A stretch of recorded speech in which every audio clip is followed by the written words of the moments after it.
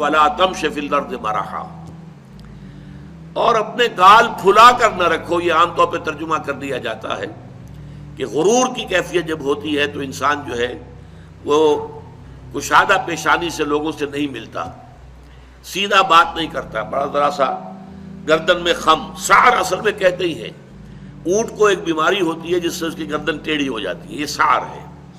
تو جس کو ہم اپنی زبان میں کہتے ہیں کج روخی.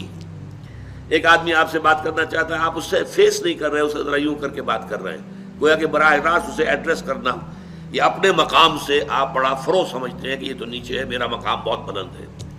اسی طرح یہ جو کج کلاہی ہوتی ہے، کلاہ جو ہے وہ ذرا ٹیڑھا ہو، ٹوپی جو ہے وہ ٹیڑھی ہو سر کے اوپر، تو یہ کج رخی اور کج کلاہی یہ تمام چیزیں جو ہیں یہ ولا تصعر خدک للناس.